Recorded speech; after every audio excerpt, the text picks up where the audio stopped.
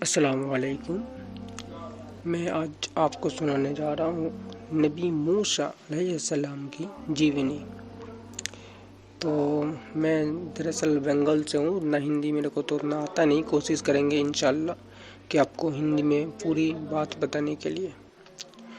تو جب تک میں بتاؤں آپ چینل کو سبسکرائب کر لو اور لائک کرو، کمنٹ کرو۔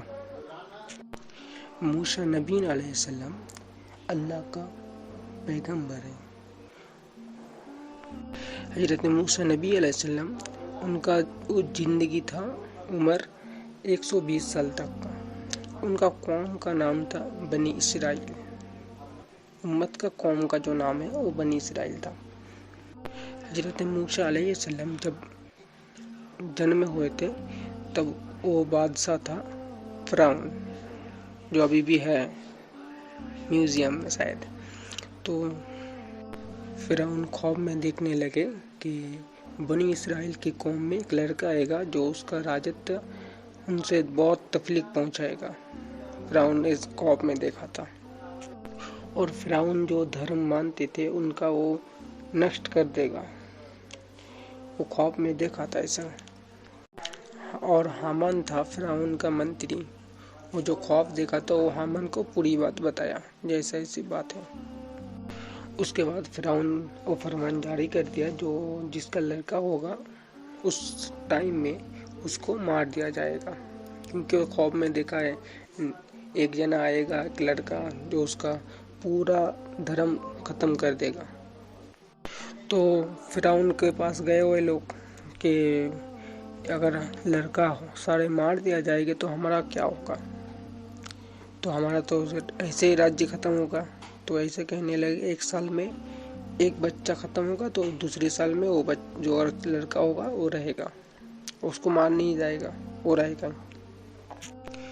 جو سال میں جو ایک بچہ ختم نہیں ہوگا اس کا، تو ہارون علیہ السلام وہ پیدا ہوئے تھے، اور جس سال میں بچہ کو ختم کر دیا جائے گا اس سال میں حضرت موسیٰ علیہ السلام پیدا ہوئے تھے۔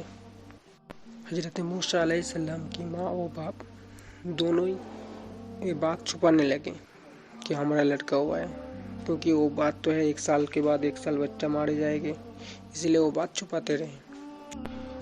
چھپتے چھپاتے جو 1-2 مہینے نکل گئے کہ یہ بات تو نہیں پتہ چلنا چاہیے کہ ہمارا گھر میں لڑکا ہوا ہے۔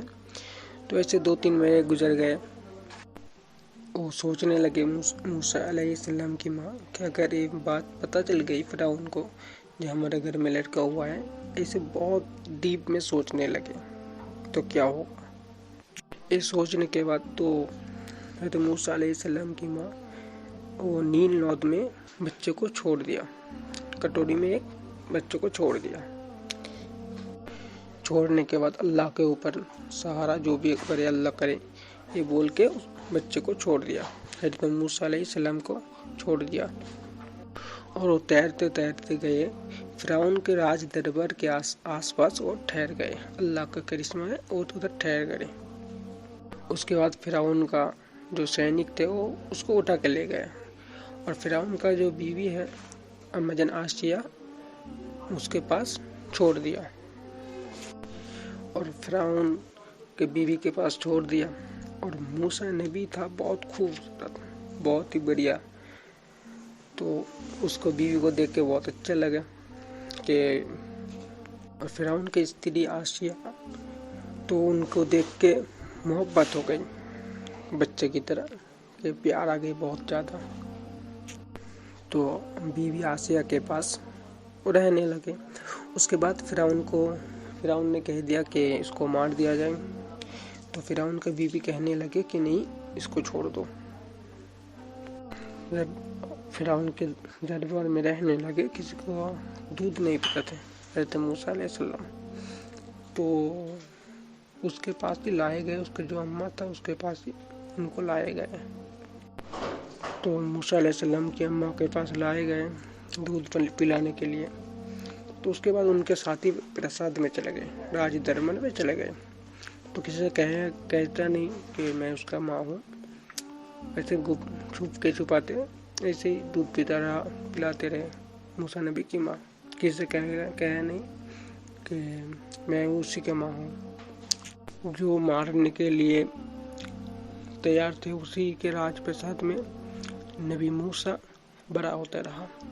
अल्लाह पाक उससे बचा के छुपाते बड़ा करते रहा। नबी मूसा जब बड़ा हुआ तो पता चला कि जो दूध पिलाते रहे वही मेरी अम्मा है। उसके बाद बनी इजराइल की कौम की तरफ मोहब्बत बढ़ती रही और तब मिस्र में बनी इजराइल कौम के बहुत जालिम हुआ करते थे।